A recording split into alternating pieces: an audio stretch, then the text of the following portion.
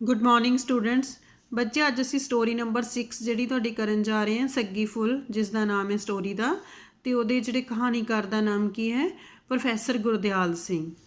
ਜਦੋਂ ਦੀ ਈਸਰ ਦੀ ਭੈਣ ਮੁੰਡੇ ਦੇ ਵਿਆਹ ਦੀ ਭੇਲੀ ਦੇ ਕੇ ਗਈ ਸੀ। ਹੁਣ ਇੱਥੇ ਕੀ ਹੈ, ਇਸ ਕਹਾਣੀ ਦੇ ਵਿੱਚ ਜਿਹੜੇ ਮੇਨ ਦੋ ਪਾਤਰ ਹਨ ਜਿਹੜੇ ਦੇ, ਉਹਨਾਂ ਦੇ ਵਿੱਚ ਇੱਕ ਹੈ ਈਸਰ ਤੇ ਦੂਸਰੀ ਹੈ ਮੁੰਨੋ। ਤੇਰੇ ਵਿੱਚ ਕੀ ਹੈ? ਕਹਿੰਦੇ ਕਿ ਜਦੋਂ ਦੀ ਈਸਰ ਦੀ ਜਿਹੜੀ ਭੈਣ ਹੈ ਉਹਨੇ ਆਪਣੇ ਮੁੰਡੇ ਦਾ ਜਿਹੜਾ ਵਿਆਹ ਰੱਖਿਆ ਹੋਇਆ ਸੀ ਤੇ ਉਹ ਭੇਲੀ ਦੇ ਕੇ ਜਾਣਾ, ਮਤਲਬ ਦੱਸ ਕੇ ਜਾਣਾ, ਇਨਵਾਈਟ ਕਰਕੇ ਜਾਣਾ ਕਿ ਮੈਂ ਆਪਣੇ ਮੁੰਡੇ ਦਾ ਜਿਹੜਾ ਵਿਆਹ ਰੱਖਿਆ ਹੋਇਆ। ਮੁੰਨੋ ਨੇ ਉਦੋਂ ਦਾ ਹੀ ਰਹਿਸਾ ਪਾਇਆ ਸੀ। ਰਹਿਸਾ ਮਤਲਬ ਘਰ ਦੇ ਵਿੱਚ ਇਸ ਗੱਲ ਨੂੰ ਲੈ ਕੇ ਇੱਕ ਰੌਲਾ ਜਿਹਾ ਪਾਇਆ ਹੋਇਆ ਸੀਗਾ। ਆਥਣ ਉੱਗਣ, ਠੀਕ ਹੈ, ਆਥਣ ਦਾ ਮਤਲਬ ਹੁੰਦਾ ਸ਼ਾਮ, ਉੱਗਣ ਮਤਲਬ ਸਵੇਰ। ਉਹ ਗੱਲ ਛੇੜੀ ਰੱਖਦੀ, ਕਹਿੰਦੇ ਕਿ ਬਾਰ-ਬਾਰ ਇੱਕੋ ਗੱਲ ਛੇੜੀ ਰੱਖਦੀ ਸੀਗੀ, ਜਿਹੜੀ ਵਿਆਹ ਦੇ ਬਾਰੇ ਜਿਹੜੀ ਗੱਲ ਸੀ, ਜੋ ਵੀ ਕਹਿਣਾ ਚਾਹੁੰਦੀ ਸੀ ਉਹ। ਪਰ ਈਸਰ ਅਤੇ ਨਹੀਂ, ਇੱਥੇ ਵਿੱਚ ਅਜੇ ਆਉਣਾ ਆ। ਈਸਰ ਅਜੇ ਤਾਈਂ ਆਪਣੀ ਅੜੀ ਫੜੀ ਬੈਠਾ ਸੀ। ਅੜੀ ਫੜੀ ਬੈਠਣਾ ਮਤਲਬ ਹੁੰਦਾ ਜ਼ਿੱਦ 'ਤੇ ਬੈਠਾ ਹੋਣਾ, ਕਿ ਆਪਣੀ ਜਿਹੜੀ ਜ਼ਿੱਦ ਫੜੀ ਬੈਠਾ ਸੀ ਕਿ ਮੈਂ ਕੀ ਕਰਨਾ ਕੀ ਨਹੀਂ ਕਰਨਾ। ਉਹ ਗਰੀਬੀ ਦਾਵੇ ਵਾਲਾ ਕੰਮ ਕਰਕੇ ਡੰਗ ਸਾਰਨਾ ਚਾਹੁੰਦਾ ਸੀ। ਉਹ ਹਜੇ ਵੀ ਜ਼ਿੱਦ ਦੇ ਉੱਤੇ ਬੈਠਾ ਹੋਇਆ ਸੀ, ਮੁੰਨੋ ਦਾ ਕਹਿਣਾ ਨਹੀਂ ਸੀ ਮੰਨ ਰਿਹਾ। ਮੁੰਨੋ ਕਹਿੰਦੀ ਸੀ ਕਿ ਜਿਹੜਾ ਵਿਆਹ ਦੇ ਉੱਤੇ ਜਾਣਾ ਖਰਚਾ ਜ਼ਿਆਦਾ ਕਰਕੇ ਜਾਣਾ ਹੈ, ਪਰ ਜਿਹੜਾ ਈਸਰ ਸੀ ਉਹ ਕਹਿੰਦਾ ਕਿ ਨਹੀਂ, ਜਿੰਨਾ ਵੀ ਸਾਡੇ ਕੋਲ ਘਰ ਦੇ ਵਿੱਚ ਪੈਸੇ ਆ ਗਰੀਬੀ ਵਾਲੇ ਦਾਵੇ, ਸਿਰਫ ਉਹਦੇ ਹਿਸਾਬ ਦੇ ਨਾਲ ਹੀ ਅਸੀਂ ਵਿਆਹ ਦੇ ਵਿੱਚ ਖਰਚਾ ਕਰਨਾ, ਉਨਾ ਕਿ ਡੰਗ ਸਾਰਨਾ, ਉਨਾ ਕਿ ਜਿਹੜਾ ਉਹ ਖਰਚਾ ਕਰਨਾ ਚਾਹੁੰਦਾ ਸੀ। ਪਰ ਮੁੰਨੋ ਕਹਿੰਦੀ ਸੀ ਜਾਣਾ ਹੈ ਤਾਂ ਗੱਜ ਵੱਜ ਕੇ। ਪਰ ਮੁੰਨੋ ਜਿਹੜੀ ਉਹਦੀ ਘਰ ਵਾਲੀ ਕੀ ਕਹਿੰਦੀ ਸੀ? ਕਹਿੰਦੀ ਕਿ ਅਗਰ ਵਿਆਹ ਦੇ ਵਿੱਚ ਜਾਣਾ ਤਾਂ ਕਹਿੰਦੀ ਗੱਜ ਵੱਜ ਕੇ ਜਾਣਾ, ਵਿਆਹ ਦੇ ਵਿੱਚ ਵੱਧ ਤੋਂ ਵੱਧ ਖਰਚਾ ਕਰਕੇ ਜਾਣਾ, ਨਹੀਂ ਤਾਂ ਸ਼ਰੀਕੇ 'ਚ ਨੱਕ ਵਢਾਉਣ ਨਾਲੋਂ ਚੋਪੀ ਚੰਗੀ। ਕਹਿੰਦੀ ਕਿ ਮੈਂ ਸ਼ਰੀਕੇ 'ਚ ਨੱਕ ਨਹੀਂ ਵਢਾਉਣਾ ਚਾਹੁੰਦੀ, ਸ਼ਰੀਕੇ 'ਚ ਆਪਣੀ ਬੇਇੱਜ਼ਤੀ ਨਹੀਂ ਕਰਵਾਉਣਾ ਚਾਹੁੰਦੀ। ਕਹਿੰਦਾ ਮਤਲਬ ਚੋਪੀ ਚੰਗੀ, ਮਤਲਬ ਕਹਿੰਦੀ ਕਿ ਫਿਰ ਜਾਣਾ ਹੀ ਨਹੀਂ ਹੈ।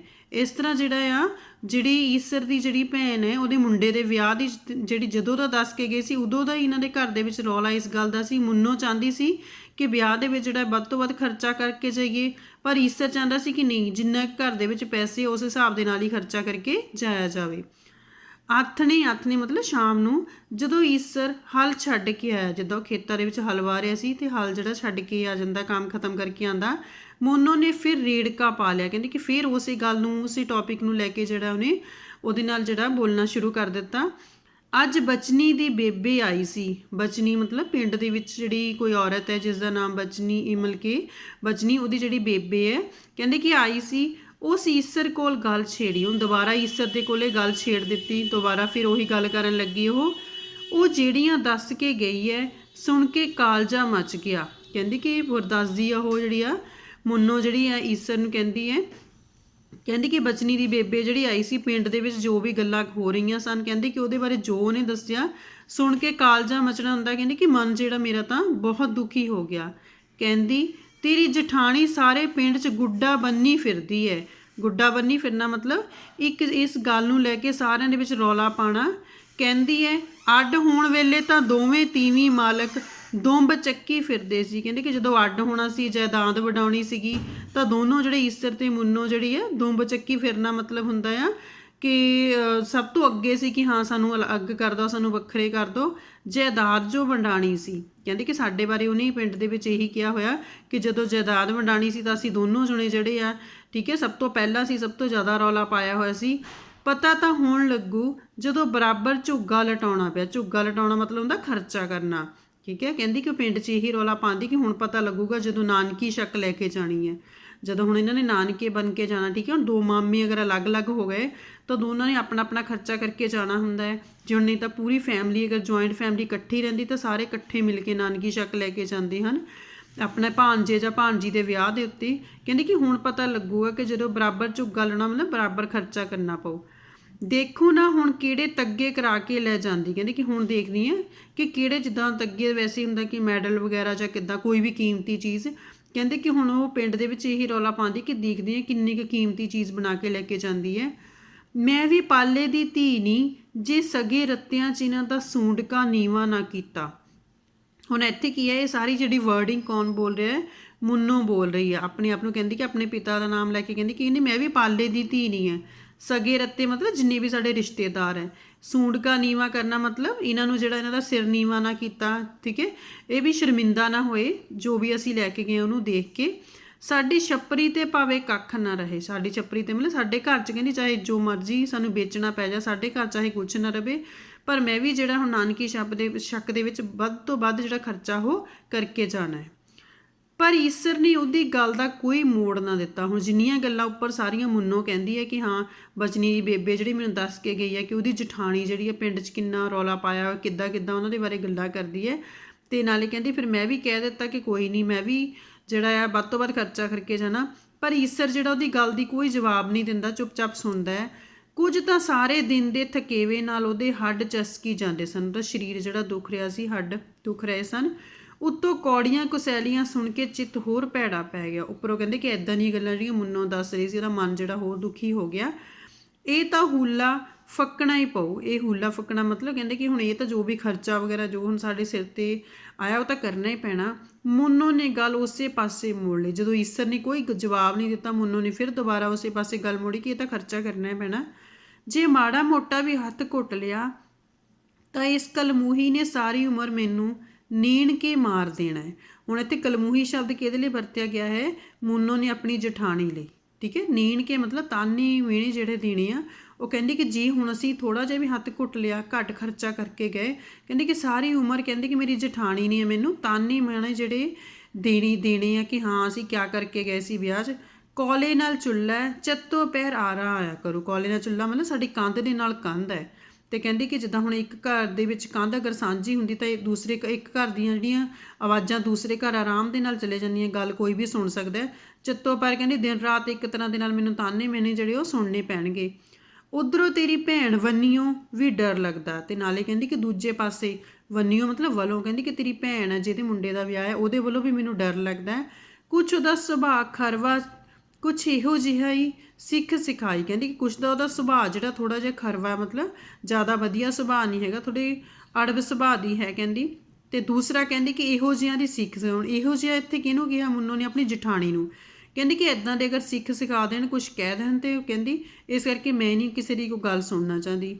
ਉਹ ਹੋਰ ਦੀਆਂ ਹੋਰ ਬਣਾ ਲਊ, ਉਹਨੇ ਆਖਣਾ ਚਾਰ ਛਿੱਲੜ ਲਾਉਣ ਦੇ ਮਾਰੇ ਘੇਸਲ ਵੱਟ ਗਏ। ਕਹਿੰਦੀ ਕਿ ਹੁਣ ਜਿਹੜੀ ਤੇਰੀ ਭੈਣ ਹੈ ਉਹਨੇ ਵੀ ਇਹੀ ਗੱਲ ਕਹਿਣੀ ਹੈ, ਠੀਕ ਹੈ। ਕੁਛ ਤਾਂ ਉਹਦਾ ਸੁਭਾਅ ਪਹਿਲਾਂ ਹੀ ਉੱਦਾਂ ਦਾ ਕੁਛ, ਅਤੇ ਜਿਹੜੀ ਜਠਾਣੀ ਉਹਨੇ ਕੁਛ ਨਾ ਕੁਛ ਸਿੱਖ ਸਿਖਾਈ, ਕੁਛ ਕਹਿ ਦਿੱਤਾ। ਕਹਿੰਦੀ ਉਹਨੇ ਵੀ ਇਹੀ ਕਹਿਣਾ ਚਾਰ ਛਿੱਲੜ ਤੇ ਲਾਉਣ ਦੇ ਮਾਰੇ ਦਾ ਮਤਲਬ ਇੱਥੇ ਕੀ ਹੈ ਕਿ ਥੋੜ੍ਹਾ ਜਿਹਾ ਖਰਚਾ ਕਰਨ ਦੇ ਮਾਰੇ। ਕਹਿੰਦੇ ਕਿ ਕੇਸਲ ਵੱਟ ਗਿਆ ਮਤਲਬ ਚੁੱਪ ਕਰ ਗਏ। ਕਹਿੰਦੇ ਕਿ ਉਹਨਾਂ ਨੇ ਵੀ ਇਹੀ ਸੋਚਣਾ ਕਿ ਖਰਚਾ ਕਰਨ ਦੇ ਮਾਰੇ ਚੁੱਪ ਕਰ ਗਏ, ਕੁਛ ਨਹੀਂ ਕੀਤਾ ਉਹਨਾਂ ਨੇ, ਕੋਈ ਨਾਨਕੀ ਸ਼ੱਕ ਨਹੀਂ ਲੈ ਕੇ। ਉਹ ਵੀ ਪਹਿਲਾ ਸਾਹ ਹੈ, ਸਾਹ ਦਾ ਮਤਲਬ ਹੁੰਦਾ ਵਿਆਹ। ਜਿਹੜੇ ਪਹਿਲਾ ਸਾਹ ਜਿਹਦਾ ਨਾਨਕੀਆਂ ਦੇ ਵਿੱਚ ਜਿਹੜਾ ਵੀ ਭਾਂਜਾ ਜਾਂ ਭਾਂਜੀ ਵੱਡਾ ਹੁੰਦਾ ਅਤੇ ਉਹ 'ਤੇ ਜ਼ਿਆਦਾ ਖਰਚਾ ਕਰਕੇ ਜਾਂਦੇ ਆ। ਅਤੇ ਕਹਿੰਦੇ ਕਿ ਉੱਦਾਂ ਵੀ ਪਹਿਲਾ ਸਾਹ ਪਹਿਲਾ ਵਿਆਹ ਆ, ਲੈਣ ਦੇਣ ਜੱਗ 'ਤੇ ਬਣਿਆ ਆ। ਕਹਿੰਦੇ ਕਿ ਦੁਨੀਆ ਦੇ ਉੱਤੇ ਜਿਹੜਾ ਜੱਗ ਜਿਹੜਾ ਆ ਉਹ 'ਤੇ ਲੈਣ ਦੇਣ ਤਾਂ ਬਣਿਆ ਆ। ਜਿਨ੍ਹਾਂ ਦੇ ਡੰਗ ਨਹੀਂ ਪੱਕਦੀ ਇਹੋ ਜਿਹੇ ਮੌਕੇ ਤੋਂ ਵੀ ਭੈਣਾਂ ਭਰਾਵਾਂ ਤੋਂ ਮਗਰ ਨਹੀਂ ਰਹਿੰਦੇ। ਜਿਹਨਾਂ ਦੇ ਡੰਗ ਨਹੀਂ ਪੱਕਦੀ, ਕਹਿੰਦੇ ਕਹਿਣ ਦਾ ਮਤਲਬ ਜਿਨ੍ਹਾਂ ਦੇ ਘਰ ਦਾ ਗੁਜ਼ਾਰਾ ਵੀ ਬੜੀ ਮੁਸ਼ਕਿਲ ਦੇ ਨਾਲ ਹੁੰਦਾ ਹੈ। ਕਹਿੰਦੀ ਕਿ ਇੱਦਾਂ ਦੇ ਮੌਕੇ ਦੇ ਉੱਤੇ ਤਾਂ ਕਹਿੰਦੇ ਕਿ ਉਹ ਵੀ ਆਪਣੇ ਭੈਣਾਂ ਭਰਾਵਾਂ ਤੋਂ ਪਿੱਛੇ ਨਹੀਂ ਰਹਿੰਦੇ, ਉਹ ਵੀ ਵੱਧ ਤੋਂ ਵੱਧ ਖਰਚਾ ਕਰਕੇ ਜਿਹੜਾ ਉਹ ਜਾਂਦੇ ਹਨ। ਮੁੰਨੋ ਕਿੰਨਾ ਚਿਰ ਬੋਲਦੀ ਰਹੀ, ਈਸਰ ਚੁੱਪ ਕੀਤਾ ਸੁਣਦਾ ਰਿਹਾ। ਹੁਣ ਇਹ ਸਾਰੀ ਜਿਹੜੀਆਂ ਗੱਲਾਂ ਜਿਹੜੀਆਂ ਮੁੰਨੋ ਬੋਲ ਰਹੀ ਸੀ ਆਪਣੇ ਵੱਲੋਂ ਉਹਨੂੰ ਕਹਿਣ ਦੀ ਕੋਸ਼ਿਸ਼ ਕਰ ਰਹੀ ਸੀ ਈਸਰ ਨੂੰ ਕਿ ਸਾਨੂੰ ਖਰਚਾ ਕਰਨਾ ਚਾਹੀਦਾ ਹੈ। ਉਹਨੂੰ ਕਿਸੇ ਗੱਲ ਦਾ ਜਵਾਬ ਨਹੀਂ ਸੀ ਆਉ ਰਿਹਾ, ਉਹਨੂੰ ਸਮਝ ਨਹੀਂ ਸੀ ਆ ਰਹੀ ਕਿ ਮੈਂ ਕਿਆ ਜਵਾਬ ਦੇਵਾਂ। ਉਹ ਸੋਚੀ ਪਿਆ, ਸਿਰ ਫੜੀ ਖੁਰਲੀ ਉੱਤੇ ਬੈਠਾ। ਖੁਰਲੀ ਜਿਹੜੀ ਪਸ਼ੂਆਂ ਨੂੰ ਜਿਹਦੇ 'ਚ ਪੱਠੇ ਪਾਏ ਜਾਂਦੇ ਉਹਨੂੰ ਖੁਰਲੀ ਕਿਹਾ ਜਾਂਦਾ। ਕਹਿੰਦੀ ਕਿ ਆਪਣਾ ਸਿਰ ਫੜੀ ਉੱਤੇ ਬੈਠਾ ਰਹੇ, ਅਤੇ ਮੁੰਨੋ ਜਿਹੜੀ ਉਹਦੇ ਕੋਲ ਖੜੀ ਬੋਲਦੀ ਰਹੀ। ਮੁੰਨੋ ਤੋਂ ਘਰ ਦੀ ਹਾਲਤ ਗੁੱਝੀ ਨਹੀਂ ਸੀ। ਕਹਿੰਦੀ ਕਿ ਮੁੰਨੋ ਨੂੰ ਵੀ ਪਤਾ ਸੀ ਆਪਣੇ ਘਰ ਦਾ, ਉਹਨੂੰ ਵੀ ਕਿ ਸਾਡੇ ਘਰ ਦੇ ਵਿੱਚ ਕਿੰਨੇ ਕੁ ਪੈਸੇ ਹੈ, ਕਿੰਨਾ ਕੁ ਅਸੀਂ ਖਰਚਾ ਕਰ ਸਕਦੇ ਨਹੀਂ। ਭਰਾ ਨਾਲੋਂ ਅੱਡ ਹੋਣ ਵੇਲੇ ਈਸਰ ਦੇ ਵਿਆਹ ਵੇਲੇ ਕਰਜ਼ੇ ਉੱਤੇ ਉਸ ਗੂਠਾ ਲਵਾ ਕੇ ਫਿਰ ਈਸਰ ਦੀ ਭਰਜਾਈ ਨੇ, ਕਹਿੰਦੀ ਕਿ ਜਦੋਂ ਈਸਰ ਦਾ ਵਿਆਹ ਹੋਇਆ ਸੀਗਾ ਅਤੇ ਉਸ ਟਾਈਮ ਦੇ ਉੱਤੇ ਕਿਹਾ ਸੀ, ਕਹਿੰਦੀ ਕਿ ਕਰਜ਼ਾ ਲਿਆ ਗਿਆ ਸੀ, ਅਤੇ ਜਦੋਂ ਫਿਰ ਇਹਨਾਂ ਨੂੰ ਅੱਡ ਕੀਤਾ ਸੀ, ਅਲੱਗ ਕੀਤਾ ਸੀਗਾ ਮੁੰਨੋ ਅਤੇ ਈਸਰ ਨੂੰ, ਤਾਂ ਉਹਦੀ ਭਰਜਾਈ ਨੇ ਫਿਰ ਗੂਠਾ ਲਵਾ ਲਿਆ ਸੀਗਾ ਕਿ ਜਿਹੜੇ ਬਾਕੀ ਪੈਸੇ ਜਿਹੜੇ ਉਹਦੇ ਵਿਆਹ ਦੇ ਉੱਤੇ ਲਏ ਗਏ ਹਨ ਉਹ ਜਿਹੜੇ ਸਾਰੇ ਕੌਣ ਦੇਗਾ? ਇਹ ਈਸਰ ਦੇਗਾ। ਭਾਂਡੇ ਚੁੱਕਣ ਦਿੱਤੇ ਸਨ। ਭਾਂਡੇ ਚੁੱਕਣ ਦੇਣਾ ਮਤਲਬ ਅਲੱਗ ਹੋਣ, ਜਿਹੜੀ ਘਰ ਜਦੋਂ ਅਲੱਗ ਤਾਂ ਹੀ ਹੋਣ ਦਿੱਤਾ ਸੀ ਜਦੋਂ ਤੱਕ ਉਹਨੇ ਜਿਹੜਾ ਉੱਤੇ ਅੰਗੂਠਾ ਨਹੀਂ ਸੀ ਲਵਾ ਲਿਆ ਕਾਗਜ਼ ਦੇ ਉੱਤੇ। ਪਹਿਲੀ ਵੀ ਅੱਧਿਓਂ ਬਹੁਤੀ ਮਾਰੂ ਦਿੱਤੀ। ਪਹਿਲੀ ਮਤਲਬ ਹੁੰਦਾ ਹੈ ਜ਼ਮੀਨ ਜਿਹੜੀ ਖੇਤ ਵਗੈਰਾ, ਮਾਰੂ ਮਤਲਬ ਜਿਹੜੀ ਜ਼ਿਆਦਾ ਉਪਜਾਊ ਨਹੀਂ ਹੁੰਦੀ, ਜਿਹਦੇ 'ਚ ਜ਼ਿਆਦਾ ਵਧੀਆ ਫਸਲ ਨਹੀਂ ਹੁੰਦੀ। ਕਹਿੰਦੇ ਕਿ ਇੱਥੋਂ ਘਟੀਆ ਜ਼ਮੀਨ ਜਿਹੜੀ ਉਹੀ ਦਿੱਤੀ ਸੀ ਉਹਨਾਂ ਨੂੰ। ਕਲਾਪਾ ਹੋਣ ਕਰਕੇ ਚੱਜ ਨਾਲ ਉਹ ਵੀ ਵਾਹੀ ਬੀਜੀ ਨਹੀਂ ਸੀ ਜਾਂਦੀ। ਤੇ ਕਹਿੰਦੇ ਕਿ ਉੱਪਰੋਂ ਕੀ ਹੈ, ਪਾਣੀ ਜਿਹੜਾ ਉਹਨੂੰ ਚੰਗੀ ਤਰ੍ਹਾਂ ਲੱਗਦਾ ਨਹੀਂ ਸੀਗਾ, ਇਸ ਕਰਕੇ ਵਾਹ ਬੀਜ ਵੀ ਚੰਗੀ ਤਰ੍ਹਾਂ ਨਹੀਂ ਸੀ ਹੁੰਦੀ। ਉੱਤੋਂ ਕਰਜ਼ਾ ਹੋਰ ਵਧੀ ਜਾਂਦਾ ਸੀ। ਤੇ ਦੂਜੇ ਪਾਸੇ ਕਹਿੰਦੇ ਕਿ ਜਿਹੜਾ ਉਹਦੇ ਵਿਆਹ ਦੇ ਉੱਤੇ ਕਰਜ਼ਾ ਲਿਆ ਹੋਇਆ ਸੀ, ਹੁਣ ਉਹ ਵੀ ਈਸਰ ਨੇ ਦੇਣਾ ਸੀ। ਕਹਿੰਦੇ ਕਿ ਉਹ ਕਰਜ਼ਾ ਵੀ ਵਧੀ ਜਾ ਰਿਹਾ ਸੀ। ਇਸੇ ਕਰਕੇ ਹਰ ਕੋਈ ਹੋਰ ਕੋਈ ਵਾਧੂ ਖਰਚ ਸਹੇੜਨਾ ਉਹਨੂੰ ਅੱਡੀਆਂ ਚੁੱਕ ਕੇ ਫਾਹਾ ਲੈਣ ਵਾਲੀ ਗੱਲ ਲੱਗਦੀ ਸੀ। ਹੁਣ ਉਹਨੂੰ ਲੱਗਦਾ ਸੀ ਕਿ ਹੁਣ ਇੱਥੇ ਵਾਧੂ ਖਰਚਾ ਸਹੇੜਨ ਵਾਲੀ ਗੱਲ ਕਿਹੜੀ ਸੀਗੀ, ਜਿਹੜੀ ਉਹਦੀ ਭੈਣ ਦੇ ਵਿਆਹ ਦਾ, ਭੈਣ ਦੀ ਜਿਹੜੇ ਮੁੰਡੇ ਦਾ ਵਿਆਹ ਆ ਉਹਦੇ 'ਤੇ ਖਰਚਾ ਕਰਨਾ। ਹੁਣ ਉਹਨੂੰ ਲੱਗਦਾ ਸੀ ਕਿ ਮੈਂ ਤਾਂ ਪਹਿਲਾਂ ਹੀ ਇੰਨਾ ਕਰਜ਼ਾ ਜਿਹੜਾ ਦੇਣਾ ਆ, ਤੇ ਹੁਣ ਮੈਨੂੰ ਹੋਰ ਵਾਧੂ ਖਰਚਾ ਨਹੀਂ ਕੋਈ ਵੀ ਕਰਨਾ ਚਾਹੀਦਾ। ਮੁੰਨੋ ਵੀ ਚਿੱਤੋਂ ਉਹਨੂੰ ਦੁਖੀ ਕਰਕੇ ਰਾਜੀ ਨਹੀਂ। ਕਹਿੰਦੇ ਕਿ ਮੁੰਨੋ ਵੀ ਦਿਲੋਂ ਰਾਜੀ ਨਹੀਂ ਸੀਗੀ ਕਿ ਮੈਂ ਉਹਨੂੰ ਦੁਖੀ ਕਰਾਂ। ਪਰ ਜਦੋਂ ਜਠਾਣੀ ਦੇ ਤਾਨੇ ਮਿਹਣੇ ਸੁਣਦੀ, ਉਹਦੀ ਕੋਈ ਵਾਹ ਨਾ ਜਾਂਦੀ। ਉਹਦਾ ਵੀ ਜ਼ੋਰ ਨਹੀਂ ਚੱਲਦਾ ਸੀਗਾ ਜਦੋਂ ਜਠਾਣੀ ਦੇ ਤਾਨੇ ਮਿਹਣੇ ਸੁਣਦੀ, ਜੋ ਪਿੰਡ ਦੇ ਵਿੱਚ ਬੋਲਦੀ ਸੀ। ਜੱਗ ਭਾਵੇਂ ਕਿਸੇ ਨੇ ਜਿੱਤਿਆ, ਪਰ ਨਮੋਸ਼ੀ ਝੱਲਣੀ ਵੀ ਕਿਹੜੀ ਸੌਖੀ ਹੈ। ਪਰ ਕਹਿੰਦੇ ਕਿ ਜਿਹੜੀ ਨਮੋਸ਼ੀ ਵੀ ਨਹੀਂ ਬੰਦਾ ਝੱਲ ਸਕਦਾ, ਸ਼ਰਮਿੰਦਗੀ ਝੱਲਣੀ ਵੀ ਬਹੁਤ ਔਖੀ ਹੁੰਦੀ ਹੈ। ਚਾਹੇ ਅਸੀਂ ਦੁਨੀਆ ਨਹੀਂ ਜਿੱਤ ਸਕਦੇ, ਦੁਨੀਆ ਦੇ ਮਗਰ ਨਹੀਂ ਲੱਗ ਸਕਦੇ, ਦੁਨੀਆ ਬਹੁਤ ਕੁਝ ਬੋਲਦੀ ਹੈ। ਚੰਗਾ ਫਿਰ ਐਂ ਕਰ, ਈਸਰ ਨੂੰ ਢਿੱਲਾ ਜਿਹਾ ਵੇਖ ਕੇ ਮੁੰਨੋ ਕੁਝ ਸੋਚ ਕੇ ਕਿਹਾ, ਤੂੰ ਮੁੰਡੇ ਦੇ ਕੱਪੜੇ ਲੀੜੇ ਬਣਵਾ ਲਿਆ, ਹੋਰ ਸਾਰਾ ਮੈਂ ਆਪੇ ਸਾਰ ਲੂੰ। ਹੁਣ ਜਿਹੜੀ ਈਸਰ ਕੁਛ ਨਹੀਂ ਸੀ ਬੋਲਿਆ ਤਾਂ ਮੁੰਨੋ ਨੇ ਹੁਣ ਕਿਹਾ, ਕਹਿੰਦੀ ਕਿ ਤੂੰ ਐਦਾਂ ਕਰ, ਦੂਸਰੇ ਮੁੰਡੇ ਦੇ ਕੱਪੜੇ ਜਿਹੜੇ ਉਹ ਬਣਵਾ ਲਿਆ, ਬਾਕੀ ਮੈਂ ਆਪੇ ਦੇਖ ਲੂੰਗੀ। ਆਪੇ ਸਾਰ ਲੇਂਗੀ? ਈਸਰ ਨੇ ਹੈਰਾਨੀ ਨਾਲ ਉਹਦੇ ਮੂੰਹ ਵੱਲ ਝਾਕਦਿਆਂ, ਕਹਿੰਦੇ ਉਹਦੇ ਮੂੰਹ ਵੱਲ ਦੇਖਦਿਆਂ ਕਹਿੰਦਾ ਕਿ ਆਪੇ ਕਿੱਦਾਂ ਸਾਰ ਲਈ? ਉਹਨੂੰ ਵੀ ਪਤਾ ਸੀ ਘਰ 'ਚ ਕਿਆ ਆਇਆ ਕਿਆ ਨਹੀਂ। ਆਹੋ ਮੈਂ ਆਪੇ ਸਾਰ ਲਊਂ, ਕੁਝ ਮਾਣ ਜਿਹੇ ਨਾਲ ਮੁੰਨੋ ਨੇ ਅੱਗੋਂ ਜਵਾਬ ਦਿੱਤਾ ਤੇ ਉੱਠ ਕੇ ਆਪਣੇ ਕੰਮ ਜਾਣ ਲੱਗੀ। ਈਸਰ ਇਸ ਗੁੱਝੀ ਗੱਲ ਬਾਰੇ ਖਾਸਾ ਚਿਰ ਸੋਚਦਾ ਰਿਹਾ, ਪਰ ਉਹਨੂੰ ਕੋਈ ਸਮਝ ਨਹੀਂ ਆਈ। ਕਹਿੰਦੇ ਕਿ ਈਸਰ ਕਾਫੀ ਦੇਰ ਸੋਚਦਾ ਰਿਹਾ ਕਿ ਉਹ ਕਿੱਦਾਂ ਖਰਚਾ ਕਰ ਲਏਗੀ, ਕਿੱਥੋਂ ਕਰੇਗੀ, ਪਰ ਕਹਿੰਦੇ ਕਿ ਉਹਨੂੰ ਸਮਝ ਨਹੀਂ ਆਈ। ਅਗਲੇ ਦਿਨ ਈਸਰ ਨੇ ਮੰਡੀਓਂ ਬੀ ਮਤਲਬ ਬੀਜ, ਜਿਹੜਾ ਖੇਤਾਂ 'ਚ ਬੀਜਣਾ ਹੁੰਦਾ, ਲੈਣ ਜਾਣਾ ਸੀ। ਜਦੋਂ ਤੁਰਨ ਲੱਗਿਆ ਤਾਂ ਮੁੰਨੋ ਨੇ ਉਹਨੂੰ ਅੰਦਰ ਸੱਦ ਲਿਆ। ਸੰਦੂਕ ਕੋਲ ਜਾ ਉਹ ਸੱਗੀ ਈਸਰ ਨੂੰ ਫੜਾਉਂਦਿਆਂ ਕਿਹਾ, ਲੈ ਫੜ, ਇਹਦੇ ਬਣਾ ਕੇ ਨਵੇਂ ਫੈਸ਼ਨ ਦੇ ਕਾਂਟੇ ਕਰਾ ਲਈ। ਉਹਨੇ ਸੱਗੀ ਜਿਹੜੀ ਆਪਣੀ, ਠੀਕ ਹੈ, ਜਿਹੜਾ ਸੱਗੀ ਫੁੱਲ ਆਪਣਾ ਗਹਿਣਾ ਸਿਰ 'ਤੇ ਲਗਾਉਣ ਵਾਲਾ ਹੁੰਦਾ, ਉਹਨੂੰ ਉਹਨੇ ਦਿੱਤੀ ਈਸਰ ਨੂੰ, ਸੰਦੂਕ ਦੇ ਵਿੱਚੋਂ ਕੱਢ ਕੇ ਲੈ ਗਈ। ਕਹਿੰਦੀ ਕਿ ਇਹਨੂੰ ਜਿਹੜਾ ਉਹਨੂੰ ਫੜਾਇਆ, ਨਾਲੇ ਕਹਿੰਦੀ ਕਿ ਬਣਾ ਕੇ ਮਤਲਬ ਕਿ ਇਹਦੇ ਬਦਲੇ ਜਿਹੜਾ ਆ ਨਵੇਂ ਫੈਸ਼ਨ ਦੇ ਕਾਂਟੇ ਕਰਾ ਲਈ, ਜਿਹੋ ਜਿਹੇ ਹਰੋ ਨੇ ਬਹੂ ਵਾਸਤੇ ਕਰਾਈ ਸੀ। ਹੁਣ ਪਿੰਡ ਦੀ ਕੋਈ ਔਰਤ ਹੋਏਗੀ, ਉਹਦਾ ਨਾਮ ਹਰੋ, ਉਹਨੇ ਆਪਣੀ ਨੂੰਹ ਵਾਸਤੇ, ਬਹੂ ਵਾਸਤੇ ਕੋਈ ਕਾਂਟੇ ਬਣਾਏ ਸੀ। ਕਹਿੰਦੀ ਕਿ ਸੇਮ ਉੱਦਾਂ ਦੇ ਤੂੰ ਬਣਵਾ ਲਈ। ਬਹੂ ਦਾ ਤਿਉਰ ਮੈਂ ਆਪੇ ਘਰੋਂ ਜੋੜ ਦੂੰ। ਤਿਉਰ ਦਾ ਮਤਲਬ ਹੁੰਦਾ ਕੱਪੜੇ। ਜਿਹੜੀ ਉਹਦੀ ਈਸਰ ਦੀ ਭੈਣ ਜਿਹੜੀ ਆ, ਉਹਦੇ ਮੁੰਡੇ ਦੇ ਜਿਹੜੀ, ਠੀਕ ਹੈ, ਘਰ ਵਾਲੀ ਹੋਣੀ ਸੀ, ਉਹਦੇ ਕਹਿੰਦੇ ਕੱਪੜੇ ਮੈਂ ਆਪੇ ਜੋੜ ਲੂੰਗੀ, ਤੇ ਗਹਿਣਾ ਜਿਹੜਾ ਤੂੰ ਮੇਰਾ ਆਹ ਸੱਗੀ ਫੁੱਲ ਵੇਚ ਕੇ ਜਿਹੜਾ ਬਣਾ ਦੇ। ਈਸਰ ਨੂੰ ਜਿਵੇਂ ਸਖਤਾ ਮਾਰ ਗਿਆ, ਵੀ ਜਿੱਦਾਂ ਬੰਦਾ ਇੱਕ ਪੱਥਰ ਦੀ ਤਰ੍ਹਾਂ, ਠੀਕ ਹੈ, ਖੜਾ ਰਹਿੰਦਾ ਆ, ਇੱਕਦਮ ਹੈਰਾਨ ਹੋ ਕੇ ਉੱਥੇ ਉਹ ਖੜਾ ਰਿਹਾ। ਉਹ ਖਾਸਾ ਚਿਰ ਕਦੇ ਸੱਗੀ ਵੱਲ, ਕਦੇ ਮੁੰਨੋ ਦੀਆਂ ਅੱਖਾਂ ਵੱਲ ਝਾਕਦਾ ਰਿਹਾ। ਕਿੰਨੀ ਦੇਰ ਉਹ ਜਿਹੜਾ ਆ ਕਦੀ ਸੱਗੀ ਫੁੱਲ ਵੱਲ ਦੇਖੇ ਤੇ ਕਦੀ ਮੁੰਨੋ ਦੀਆਂ ਅੱਖਾਂ ਵੱਲ ਦੇਖਦਾ ਰਿਹਾ। ਉਹਨੂੰ ਹੈਰਾਨੀ ਇਸ ਗੱਲ ਦੀ ਸੀ ਕਿ ਮੁੰਨੋ ਆਪਣਾ ਸੱਗੀ ਫੁੱਲ ਜਿਹੜਾ ਉਹ ਵੇਚ ਰਹੀ ਹੈ, ਜਿਹੜਾ ਉਹਨੂੰ ਸਭ ਤੋਂ ਜ਼ਿਆਦਾ ਪਿਆਰਾ ਸੀ। ਝਾਕਦਾ ਕੀ ਹੈ? ਇਸ ਗੱਲ ਦੀ ਕਾਦੀ ਨਮੋਸ਼ੀ? ਕਹਿੰਦੀ ਕਿ ਤੂੰ ਮੇਰੇ ਵੱਲ ਕੀ ਦੇਖੀ ਜਾਂਦਾ ਹੈ? ਮੁੰਨੋ ਕਹਿੰਦੀ ਕਾਦੀ ਨਮੋਸ਼ੀ, ਕਾਦੀ ਸ਼ਰਮਿੰਦਗੀ ਹੈ? ਮੁੰਨੋ ਨੇ ਸੱਗੀ ਈਸਰ ਦੇ ਖੀਸੇ ਵਿੱਚ, ਖੀਸੇ ਮਤਲਬ ਉਹਦੀ ਪੋਕਟ ਜਿਹੜੀ ਜੇਬ ਵਿੱਚ ਪਾਉਂਦਿਆਂ ਕਿਹਾ, ਆਪਦੀ ਇੱਜ਼ਤ ਪਿੱਛੇ ਲੋਕ ਦੇਹਾਂ ਵੇਚ ਦਿੰਦੇ ਆ, ਇਹ ਤਾਂ ਭੋਰਾ ਸਿਉਣਾ ਹੈ। ਕਹਿੰਦੀ ਕਿ ਆਪਣੀ ਇੱਜ਼ਤ ਬਣਾਉਣ ਲਈ ਤਾਂ ਕਹਿੰਦੀ ਲੋਕੀ ਆਪਣੇ ਆਪ ਨੂੰ ਵੀ ਵੇਚ ਦਿੰਦੇ ਆ, ਇਹ ਤਾਂ ਫਿਰ ਵੀ ਕਹਿੰਦੀ ਥੋੜਾ ਜਿਹਾ ਸਿਉਣਾ ਮਤਲਬ ਸੋਨਾ। ਕਹਿੰਦੀ ਕਿ ਤਾਂ ਥੋੜਾ ਜਿਹਾ ਸੋਨਾ ਜਿਹੜਾ ਮੈਂ ਵੇਚਣ ਲੱਗੀ ਆਪਣੀ ਇੱਜ਼ਤ ਬਣਾਉਣ ਲਈ। ਜਿਉਂਦਾ ਰਹੇ ਮੇਰਾ ਸ਼ੇਰ, ਸਲੱਗ ਨਿਕਲਿਆ ਤਾਂ ਸੱਗੀਆਂ ਹੋਰ ਬਥੇਰੀਆਂ। ਹੁਣ ਇੱਥੇ ਉਹਨੇ ਜਿਹੜਾ ਸ਼ੇਰ ਸ਼ਬਦ ਕਿਹੜੇ ਲਈ ਯੂਜ਼ ਕੀਤਾ? ਆਪਣੇ ਮੁੰਡੇ ਲਈ। ਸਲੱਗ ਮਤਲਬ ਚੰਗਾ। ਕਹਿੰਦੀ ਕਿ ਮੇਰਾ ਜਿਉਂਦਾ ਰਹੇ ਮੇਰਾ ਮੁੰਡਾ ਜਿਹੜਾ ਆ, ਕਹਿੰਦੀ ਅਗਰ ਚੰਗਾ ਨਿਕਲਿਆ ਵੱਡਾ ਹੋ ਕੇ ਤਾਂ ਕਹਿੰਦੀ ਸੱਗੀਆਂ ਹੋਰ ਬਥੇਰੀਆਂ, ਮੈਨੂੰ ਆਪੇ ਜਿਹੜੇ ਆ ਉਹ ਗਹਿਣੇ ਬਣਵਾ ਦੇਗਾ। ਇਹ ਕਹਿੰਦਿਆਂ ਉਹਨੇ ਵਿਹੜੇ ਵਿੱਚ ਗਡੀਰਾ ਰੋੜੀ ਫਿਰਦੇ ਮੱਖਣ ਵੱਲ ਤੱਕਿਆ ਤੇ ਉਹਦੀਆਂ ਅੱਖਾਂ ਲਿਸ਼ਕ ਪਈਆਂ। ਹੁਣ ਕਹਿੰਦੀ ਕਿ ਵਿਹੜੇ 'ਚ ਗਡੀਰਾ ਮਤਲਬ ਗੱਡੀ ਜਿਹੜੀ ਲੱਕੜੀ ਦਾ ਬਣਿਆ ਹੁੰਦਾ, ਉਹਨੂੰ ਰੋੜ ਰਿਹਾ ਸੀ। ਮੱਖਣ ਉਹਦਾ ਮੁੰਡੇ ਦਾ ਨਾਮ ਹੈ। ਕਹਿੰਦੀ ਕਿ ਉਹਦੇ ਵੱਲ ਤੱਕਿਆ, ਦੇਖਿਆ ਤੇ ਉਹਦੀਆਂ ਅੱਖਾਂ ਦੇ ਵਿੱਚ ਚਮਕ ਆ ਗਈ ਆਪਣੇ ਮੁੰਡੇ ਨੂੰ ਦੇਖ ਕੇ। ਈਸਰ ਨੀਵੀਂ ਪਾਈ ਖੜੋਤਾ ਰਿਹਾ। ਉਹਨੂੰ ਜਾਪਿਆ ਜਿਵੇਂ ਉਹਦੇ ਉੱਤੇ ਕੋਈ ਢਿੱਗ ਆ ਡੇਵੀ। ਢਿੱਗ ਹੁੰਦੀ ਜਿੱਦਾਂ ਕੋਈ ਵੱਡਾ ਸਾਰਾ ਪਹਾੜ ਦਾ ਕੋਈ ਹਿੱਸਾ, ਜਿਹੜਾ ਇੱਕ ਪਾਰਟ ਜਦੋਂ ਨੀਚੇ ਡਿੱਗਦਾ ਕੋਈ ਨਾ ਕੋਈ, ਠੀਕ ਹੈ, ਤੇ ਇਹਨੂੰ ਇੱਦਾਂ ਲੱਗਿਆ। ਉਹਦਾ ਸਾਹ ਘੁੱਟ ਰਿਹਾ ਸੀ, ਉਹਨੂੰ ਲੱਗ ਰਿਹਾ ਸੀ ਕਿ ਜਿੱਦਾਂ ਉਹਦੇ ਥੱਲੇ ਆ ਕੇ ਮੇਰਾ ਸਾਹ ਘੁੱਟ ਰਿਹਾ। ਪਰ ਮੁੰਨੋ ਨੇ ਉਹਨੂੰ ਬਾਹੋਂ ਫੜ ਕੇ ਬਾਹਰ ਲਿਆਂਦਾ ਤੇ ਬੂਹੇ ਤਾਈਂ ਛੱਡ ਆਈ। ਈਸਰ ਜੱਕੋ ਤੱਕੀ ਵਿੱਚ ਮੰਡੀ ਦੇ ਰਾਹ ਪੈ ਗਿਆ। ਪਰ ਕਹਿੰਦੇ ਕਿ ਜਿਹੜਾ ਉਹ ਜਾਣਾ ਨਹੀਂ ਜਿੱਦਾਂ ਚਾਹੁੰਦਾ ਸੀਗਾ, ਪਰ ਜਿਹੜੀ ਹੈ ਮੁੰਨੋ ਨੂੰ ਬਾਹਰ ਤੱਕ ਛੱਡ ਕੇ ਬੂਹੇ ਤੱਕ, ਦਰਵਾਜ਼ੇ ਤੱਕ, ਜੱਕੋ ਤੱਕੀ ਮਤਲਬ ਜਿੱਦਾਂ ਕਨਫਿਊਜ਼ ਹੁੰਦਾ, ਸੋਚ ਰਿਹਾ ਕਿਆ ਕਰਾਂ ਕਿਆ ਨਹੀਂ ਕਰਾਂ, ਤੇ ਇਸ ਤਰ੍ਹਾਂ ਜਿਹੜਾ ਉਹ ਮੰਡੀ ਵੱਲ ਨੂੰ ਚਲਾ ਜਾਂਦਾ ਹੈ ਤੇ ਉਸਨੂੰ ਜਿਹੜਾ ਦਿੱਤਾ ਗਿਆ ਸੱਗੀ ਫੁੱਲ ਨੂੰ ਵੇਚਣ ਦੇ ਲਈ। ਤੇ ਫਿਰ ਜਿਵੇਂ ਨਾਨਕਾ ਮੇਲ ਈਸਰ ਦੀ ਭੈਣ ਦੇ ਸਹੁਰੀ ਆਇਆ, ਉਦੋਂ ਮੁੰਨੋ ਧਰਤੀ ਤੋਂ ਹੱਥ ਉੱਚੀ ਤੁਰ ਰਹੀ ਸੀ। ਤੇ ਜਦੋਂ ਕਹਿੰਦੇ ਨਾਨਕੀ ਮੇਲ, ਨਾਨਕੀ ਸ਼ੱਕ ਲੈ ਕੇ ਜਾਣ ਦੀ ਵਾਰੀ ਆਈ, ਤੇ ਕਹਿੰਦੇ ਕਿ ਈਸਰ ਦੀ ਜਿਹੜੀ ਭੈਣ ਉਹਦੇ ਸਹੁਰੇ ਘਰ ਜਦੋਂ ਹੋ ਗਏ ਮੁੰਡੇ ਦੇ ਵਿਆਹ ਦੇ ਉੱਤੇ, ਤੇ ਕਹਿੰਦੇ ਕਿ ਮੁੰਨੋ ਜਿਹੜੀ ਹੈ ਧਰਤੀ ਤੋਂ ਹੱਥ ਉੱਚਾ, ਮਤਲਬ ਕਿ ਕਹਿੰਦਾ ਮਤਲਬ ਬੜੇ ਮਾਣ ਦੇ ਨਾਲ ਤੁਰ ਰਹੀ ਸੀ, ਕਿਉਂਕਿ ਆਪਣੇ ਵੱਲੋਂ ਵੱਧ ਖਰਚਾ ਕਰਕੇ ਆਏ ਸੀ।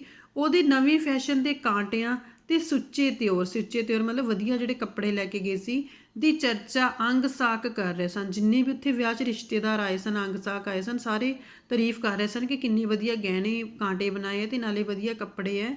ਉਹਦੀ ਜਠਾਣੀ ਤੋਂ ਜਿਹੜੀ ਕਿਸੇ ਕਦੇ ਦੀ ਠੂਹੇ ਵਾਂਗ ਟੱਪਦੀ ਫਿਰਦੀ ਸੀ, ਕਹਿੰਦੇ ਕਿ ਜਿੱਦਾਂ ਪਿੰਡ ਦੇ ਵਿੱਚ ਰੌਲਾ ਪਾਉਂਦੀ ਸੀ, ਲੋਕਾਂ ਨੂੰ ਕਹਿੰਦੀ ਫਿਰਦੀ ਸੀ ਉਹਨਾਂ ਬਾਰੇ, ਮੱਖੀ ਨਹੀਂ ਸੀ ਉੱਡਦੀ। ਤੇ ਕਹਿੰਦੀ ਹੁਣ ਉਹ ਦੇਖੀ ਜਾ ਰਹੇ ਸੀ ਜੋ ਵੀ ਅਸੀਂ ਲੈ ਕੇ ਗਏ ਸੀਗੇ। ਮੁੰਨੋ ਮੁੜ ਆਪਣੀ ਜਠਾਣੀ ਵੱਲ ਝਾਕਦੀ, ਪਰ ਅੱਗੋਂ ਅੱਖ ਉੱਚੀ ਨਹੀਂ ਸੀ ਕਰ ਸਕਦੀ। ਕਹਿੰਦੀ ਮੁੰਨੋ ਬਾਰ-ਬਾਰ ਆਪਣੀ ਜਠਾਣੀ ਵੱਲ ਦੇਖੀ ਜਾ ਰਹੀ ਸੀ, ਪਰ ਉਹ ਕਹਿੰਦੀ ਅੱਖ ਉੱਚੀ ਨਹੀਂ ਸੀ ਕਰ ਸਕਦੀ। ਕਹਿੰਦੇ ਕਿ ਉਹਦੇ ਸਾਹਮਣੇ, ਕਿਉਂਕਿ ਸ਼ਰਮਿੰਦਗੀ ਮਹਿਸੂਸ ਕਰ ਰਹੀ ਸੀ ਉਹਦੀ ਜਠਾਣੀ, ਕਿਉਂਕਿ ਉਹਨੇ ਬਹੁਤ ਕੁਝ ਪਿੰਡ 'ਚ ਬੋਲਿਆ ਸੀ, ਪਰ ਮੁੰਨੋ ਜਿਹੜਾ ਵੱਧ ਖਰਚਾ ਕਰਕੇ ਗਈ ਸੀ। ਜੰਝ ਤੋਰ ਕੇ, ਜੰਝ ਮਤਲਬ ਦਾ ਬਰਾਤ ਹੁੰਦੀ, ਤੋਰ ਕੇ ਮੇਲਣਾ ਮਤਲਬ ਜਿੱਦਾਂ ਪੁਰਾਣੇ ਟਾਈਮ 'ਚ ਕੀ ਹੁੰਦਾ ਸੀ ਕਿ ਔਰਤਾਂ ਜਿਹੜੀਆਂ ਵਿਆਹਣ ਨਹੀਂ ਜਾਂਦੀਆਂ ਹੁੰਦੀਆਂ ਸੀ, ਨਾਲ ਜਿਹੜੇ ਜੈਂਟਸ ਜਿਹੜੇ ਉਹੀ ਜਾਂਦੇ ਹੁੰਦੇ ਸਨ ਬਰਾਤ ਲੈ ਕੇ, ਤੇ ਘਰ ਦੀਆਂ ਕੁਝ ਕੁੜੀਆਂ ਤੋਂ ਇਲਾਵਾ ਹੋਰ ਕੋਈ ਨਹੀਂ ਜਾਂਦਾ ਹੁੰਦੇ ਸੀ, ਤੇ ਬਾਕੀ ਸਾਰੇ ਮਗਰੋਂ ਜਿਹੜਾ ਹੈ ਘਰ 'ਚ ਗਿੱਧਾ ਵਗੈਰਾ ਪਾਉਂਦੇ ਹੁੰਦੇ ਸਨ ਜਿੰਨੀ ਦੇਰ ਉਹ ਵਿਆਹਣ ਗਏ ਹੁੰਦੇ ਸਨ। ਜੰਝ ਤੋਰ ਕੇ ਮੇਲਣਾ ਜਦੋਂ ਗਿੱਧਾ ਪਾਉਣ ਲੱਗੀਆਂ, ਮੁੰਨੋ ਨੱਚਣ ਲਈ ਆਪੇ ਵਿਚਾਲੇ ਆ ਖੜੋਤੀ। ਉਂਝ ਵੀ ਨਾਨਕੇ ਮੇਲ ਵਿੱਚੋਂ ਉਮਰੋਂ ਸਭ ਤੋਂ ਛੋਟੀ ਸੀ ਤੇ ਰੂਪ ਵੀ ਅੱਜ ਉਹਦੇ ਤੇ ਲੋੜੇ ਦਾ ਚੜਿਆ ਸੀ। ਕਹਿੰਦੇ ਕਿ ਸਭ ਤੋਂ ਘੱਟ ਉਮਰ ਦੀ ਵੀ ਸੀ ਸਾਰੇ ਜਿੰਨੇ ਵੀ ਆਏ ਸਨ ਨਾਨਕਾ ਮੇਲ, ਤੇ ਕਹਿੰਦੇ ਕਿ ਵੈਸੇ ਵੀ ਜਿਹੜੀ ਉਹ ਸੋਹਣੀ ਵੀ ਬਹੁਤ ਲੱਗ ਰਹੀ ਸੀ। ਮੇਲਣਾ ਨੇ ਗਿੱਧਾ ਸ਼ੁਰੂ ਕੀਤਾ। ਕਹਿੰਦੇ ਕਿ ਜਿਹੜੀ ਮੇਲਣਾ ਸਾਰੀਆਂ ਸਨ ਗਿੱਧਾ ਸ਼ੁਰੂ ਕੀਤਾ। ਅਕੇਰਾਂ ਤਾਂ ਮੁੰਨੋ ਦੀਆਂ ਗੱਲਾਂ ਸੰਗ ਨਾਲ ਉਹਦੇ ਹਵਾ ਪਿਆਜੀ ਸਿਰਕੇ ਵਰਗੀਆਂ ਹੋ ਗਈਆਂ, ਲਾਲ ਹੋ ਗਈਆਂ, ਥੋੜੀ ਸ਼ਰਮਾ ਰਹੀ ਸੀ ਉਹ। ਪਰ ਬਿੰਦਕੂ ਮਗਰੋਂ ਥੋੜੀ ਕਿ ਦੇਰ ਬਾਅਦ ਅੱਡੀ ਗਿੱਧੇ ਦੀ ਤਾਲ ਨਾਲ ਵੱਜਣ ਲੱਗ ਪਈ। ਸਾਰੇ ਅੰਗ ਪਾਰੇ ਵਾਂਗ ਥਰਕਣ ਲੱਗ ਪਏ। ਸਿਰਕੇ ਦੀਆਂ ਕੰਨੀਆਂ ਫੜ ਕੇ ਜਦੋਂ ਨੇ ਗੇੜਾ ਦਿੱਤਾ, ਲੱਕ ਸੱਪਣੀ ਵਾਂਗ ਸੱਤ ਵੱਲ ਖਾਰ ਗਿਆ। ਉਹਦੀਆਂ ਅੱਡੀਆਂ ਨਾਲ ਵਿਹੜੇ ਵਿੱਚ ਪੰਜੇਬਾਂ ਦੇ ਘੁੰਗਰੂਆਂ ਵਾਂਗ ਜੰਜੀਰੀ ਉਲੀਕੀ ਗਈ। ਕਹਿੰਦੇ ਕਿ ਜਿਸ ਤਰ੍ਹਾਂ ਉਹ ਨੱਚ ਰਹੀ ਸੀ, ਇੱਦਾਂ ਉਹ ਗਿੱਧਾ ਜਿਹੜਾ ਪਾ ਰਹੀ ਸੀ, ਜਿੱਦਾਂ ਹੁਣ ਅਗਰ ਕੱਚੀ ਜਗ੍ਹਾ ਹੁੰਦੀ ਤਾਂ ਇਸ ਤਰ੍ਹਾਂ ਜਦੋਂ ਅਸੀਂ ਨੱਚਦੇ ਇਸ ਤਰ੍ਹਾਂ ਕਿਸੇ ਵੀ ਚੀਜ਼ ਪੋਜੀਸ਼ਨ 'ਚ ਜਾਂਦੇ ਹਾਂ ਤਾਂ ਉਹਦੀ ਜਗ੍ਹਾ ਦੇ ਉੱਤੇ ਦਾ ਨਿਸ਼ਾਨ ਜਿਹੜੇ ਬਣ ਜਾਂਦੇ ਹਨ, ਠੀਕ ਹੈ। ਤੇ ਇਸ ਤਰ੍ਹਾਂ ਕਹਿੰਦੇ ਕਿ ਜਿਹੜੀ ਆ ਉਹ ਉਲੀਕੀ ਜਾ ਰਹੀ ਸੀ, ਪੂਰੇ ਨਿਸ਼ਾਨ ਬਣ ਰਹੇ ਸਨ ਜਿੱਥੇ ਜਿੱਥੇ ਨੱਚ ਰਹੀ ਸੀ ਉਹ। ਗਿੱਧਾ ਪਾਉਂਦਿਆਂ ਮੇਲਣਾ ਦੇ ਹੱਥ ਅੰਬ ਚੱਲੇ ਸਨ, ਅੰਬ ਮਤਲਬ ਥੱਕ ਚੱਲੇ ਸਨ। ਹੁਣ ਜਦੋਂ ਗਿੱਧਾ ਕਾਫੀ ਦੇਰ ਪਾਉਂਦੀਆਂ ਹੁਣ ਤੇ ਠੀਕ ਹੈ, ਤੇ ਉਸ ਤਰ੍ਹਾਂ ਕਹਿੰਦੇ ਕਿ ਥੱਕ ਚੱਲੀਆਂ ਸਨ ਸਾਰੀਆਂ ਮੇਲਣਾ। ਪਰ ਮੁੰਨੋ ਨੂੰ ਸਗੋਂ ਹੋਰ ਖੁਮਾਰੀ ਚੜ੍ਹਦੀ ਮਤਲਬ ਜੋਸ਼, ਕਹਿੰਦੇ ਕਿ ਹੋਰ ਜ਼ਿਆਦਾ ਜੋਸ਼ ਨਾਲ ਜਿਹੜਾ ਉਹ ਗਿੱਧਾ ਪਾ ਰਹੀ ਸੀ। ਗਲੀ ਵਿੱਚ ਪਿੰਡ ਦੇ ਗੱਭਰੂਆਂ ਦਾ ਖਾਸਾ ਇਕੱਠ ਹੋ ਗਿਆ ਸੀ। ਬਹੁਤ ਸਾਰੇ ਗੱਭਰੂ ਜਿਹੜੇ ਉਹ ਗਿੱਧਾ ਦੇਖਣ ਲਈ ਇਕੱਠੇ ਹੋ ਗਏ। ਕਈ ਗਿੱਧੇ ਦੀ ਲੋਰ ਵਿੱਚ ਆਏ ਮੇਲਣਾ ਦੇ ਹੋਰ ਨੇੜੇ ਹੁੰਦੇ ਜਾਂਦੇ ਸਨ। ਮਿੱਤਰਾਂ ਰੰਨ ਦੀਆਂ ਅੱਖਾਂ ਵੇਖ ਕਿਵੇਂ ਨਗਾਂ ਵਾਂਗੂ ਦਗਦੀਆਂ ਗਿੱਧੇ ਵਾਲੀਆਂ ਦੇ ਨੇੜੇ ਆਏ ਗੱਭਰੂਆਂ ਵਿੱਚੋਂ ਇੱਕ ਨੇ ਨਾਲ ਦੇ ਨੂੰ ਕਿਹਾ, ਕੀ ਪੁੱਛਦਾ? ਦੂਜੇ ਨੇ ਮਸਤੀ ਨਾਲ ਜਵਾਬ ਦਿੱਤਾ, ਪਰ ਜੇ ਕਿਤੇ ਉੱਚਾ ਸਿਰ ਕਰਕੇ ਸੱਗੀ ਪਾਈ ਹੁੰਦੀ ਤਾਂ ਮਾਤੜ ਛੜਿਆਂ ਦੇ ਆਹੂ ਕਿਹੜਾ ਨਾ ਲਾ ਦਿੰਦੀ। ਜਿਹੜੇ ਵੀ ਉਹ ਮਸਤੀ ਦੇ ਨਾਲ ਜਵਾਬ ਦੇ ਰਹੇ ਸਨ, ਜਿਹੜੇ ਗੱਭਰੂ ਗਿੱਧਾ ਦੇਖ ਰਹੇ ਸਨ, ਤੇ ਉਹਨਾਂ ਦੇ ਵਿੱਚ ਇੱਕ ਨੇ ਕਿਹਾ, ਕਹਿੰਦੇ ਕਿ ਜਿੱਦਾਂ ਉਹਨਾਂ ਨੇ ਮੁੰਨੋ ਵਾਲੇ ਇਸ਼ਾਰਾ ਕਰਕੇ ਕਿਹਾ, ਕਹਿੰਦੇ ਕਿ ਜੇ ਸਿਰ ਤੇ ਸੱਗੀ ਫੁੱਲ ਵੀ ਲਗਾਇਆ ਹੁੰਦਾ, ਉਹ ਗਹਿਣਾ ਵੀ ਪਾਇਆ ਹੁੰਦਾ, ਤਾਂ ਕਹਿੰਦੇ ਕਿ ਹੋਰ ਵੀ ਜ਼ਿਆਦਾ ਵਧੀਆ ਲੱਗਣਾ ਸੀ। ਗੱਲ ਤਾਂ ਤੇਰੀ ਪੱਕੀ ਹੈ, ਪਹਿਲੇ ਨੇ ਉਹਦੀ ਗੱਲ ਦਾ ਹੁੰਗਾਰਾ ਭਰਿਆ। ਕੱਲੇ ਸੱਗੀ ਤਾਂ ਉਹੀ ਬਛਰੂ ਦੇ ਸਿੰਗਾਂ ਵਾਂਗੂ ਲੱਗਦੇ ਹਨ, ਜਿੱਦਾਂ ਸਾਈਡਾਂ ਦੇ ਉੱਤੇ ਜਿਹੜਾ ਗਹਿਣਾ ਉੱਪਰ ਉਹ ਲਗਾਏ ਹੁੰਦੇ ਹਨ। ਕਹਿੰਦੇ ਕਿ ਉਹ ਤਾਂ ਵੈਸੇ ਹੀ ਕਹਿੰਦੇ ਕਿ ਬਛਰੂ ਦੇ ਜਿਹੜਾ ਬੱਚਾ ਹੁੰਦਾ, ਛੋਟੇ ਛੋਟੇ ਸਿੰਗ ਉਹਦੀ ਤਰ੍ਹਾਂ ਲੱਗਦੇ ਹਨ। ਅਗਰ ਸੈਂਟਰ ਦੇ ਵਿੱਚ ਸੱਗੀ ਫੁੱਲ ਲਗਾਇਆ ਵੀ ਤਾਂ ਜ਼ਿਆਦਾ ਵਧੀਆ ਲੱਗਦਾ ਹੈ। ਪਰ ਉਹ ਰੱਬ ਨੇ ਰੂਪ ਦੇਣ ਵੇਲੇ ਭੂਰਾ ਸੂਮਪੁਣਾ ਨਹੀਂ ਕੀਤਾ, ਜਿਵੇਂ ਕਿਤੇ ਵਿਹਲਾ ਬਹਿ ਕੇ ਘੜੀ ਹੁੰਦੀ ਹੈ ਕਿਤੇ ਤਥਾ ਨਹੀਂ ਛੱਡੀ, ਜਮਾ ਇੰਦਰ ਦੇ ਖਾਰੇ ਦੀ ਪਰੀ ਲੱਗਦੀ ਸੀ। ਕਹਿੰਦੇ ਕਿ ਇਸ ਤਰ੍ਹਾਂ ਜਿਹੜੇ ਉਹ ਸਾਰੇ ਆ ਮੁੰਨੋ ਦੀ ਤਾਰੀਫ ਕਰ ਰਹੇ ਸਨ। ਗਿੱਧਾ ਮੱਠਾ ਪੈਂਦਾ ਪੈਂਦਾ ਬੰਦ ਹੋ ਗਿਆ, ਕੋਈ ਮੇਲਣ ਬੋਲੀ ਪਾਉਣ ਲੱਗੀ, ਬੋਲੀ ਦੇ ਤੋੜੇ ਨਾਲ ਗਿੱਧੇ ਦੀ ਧਮਕਾਰ ਫੇਰ ਪੈਣ ਲੱਗ ਜਾਂਦੀ। ਕਹਿੰਦੇ ਕਿ ਇਸ ਤਰ੍ਹਾਂ ਕੋਈ ਬੋਲੀ ਦੁਬਾਰਾ ਸ਼ੁਰੂ ਕਰ ਦਿੰਦਾ, ਫਿਰ ਗਿੱਧਾ ਜਿਹੜਾ ਸ਼ੁਰੂ ਹੋ ਜਾਂਦਾ। ਪਰ ਹੁਣ ਮੁੰਨੋ ਦੀ ਅੱਡੀ ਦਾ ਤਾਲ ਥਿੜਕਣ ਲੱਗ ਪਿਆ। ਹੁਣ ਕਹਿੰਦੇ ਕਿ ਹੁਣ ਉਹ ਪਹਿਲਾਂ ਵਰਗੇ ਜੋਸ਼ ਨਾਲ ਨਹੀਂ ਸੀ ਨੱਚ ਰਹੀ। ਸਾਰੇ ਅੰਗ ਸਿਲ ਪੱਥਰ ਹੁੰਦੇ ਜਾਂਦੇ ਸਨ, ਮੂੰਹ ਉੱਤੇ ਪਿਲੱਤਣ ਆ ਗਈ, ਉਹਦੇ ਥਿੜਕਦੇ ਪੈਰਾਂ ਨਾਲ ਗਿੱਧੇ ਦੀ ਤਾਲ ਵੀ ਉਖੜਨ ਲੱਗੀ। ਤੇ ਇਸ ਤਰ੍ਹਾਂ ਕਹਿੰਦੇ ਕਿ ਹੁਣ ਉਹਦੇ 'ਚ ਪਹਿਲਾਂ ਦੀ ਤਰ੍ਹਾਂ ਜੋਸ਼ ਨਹੀਂ ਰਿਹਾ ਤੇ ਕਹਿੰਦੇ ਕਿ ਗਿੱਧਾ ਜਿਹੜਾ ਆ ਉਹ ਪਹਿਲਾਂ ਦੀ ਤਰ੍ਹਾਂ ਨਹੀਂ ਪਾ ਰਹੇ ਸੀ। ਤੇ ਕਹਿੰਦੇ ਕਿ ਹੁਣ ਉਹ ਜਿਹੜਾ ਥੋੜ੍ਹਾ ਗਿੱਧਾ ਪਾਉਂਦਿਆਂ ਰੁਕ ਗਈ। ਗਿੱਧਾ ਬੰਦ ਹੋ ਗਿਆ, ਮੁੰਨੋ ਸੱਜੇ ਪੈਰ ਦਾ ਗਿੱਟਾ ਫੜ ਕੇ ਬਹਿ ਗਈ। ਕੁੜੇ ਕੀ ਹੋਇਆ?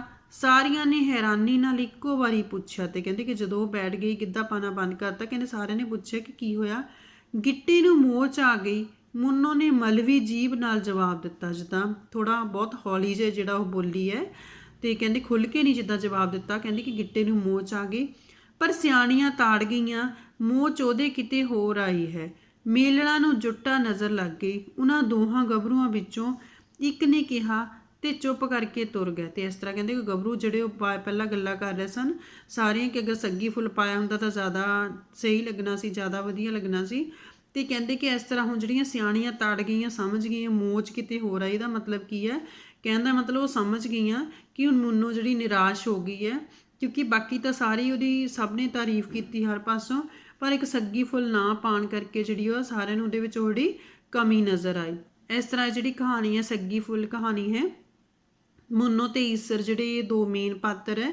ਤੇ ਇਹਦੇ ਵਿੱਚ ਕੀ ਹੈ ਕਿ ਮੁੰਨੋ ਜਿਹੜੀ ਆਪਣੀ ਇੱਜ਼ਤ ਬਣਾਉਣ ਦੀ ਖਾਤਰ ਜਿਹੜੀ ਹੈ ਕਿ ਮੈਨੂੰ ਕਿਸੇ ਸਾਹਮਣੇ ਸ਼ਰਮਿੰਦਾ ਨਾ ਹੋਣਾ ਪਵੇ, ਤੇ ਉਹ ਆਪਣਾ ਸੱਗੀ ਫੁੱਲ ਜਿਹੜਾ ਉਹ ਵੇਚ ਦਿੰਦੀ ਹੈ।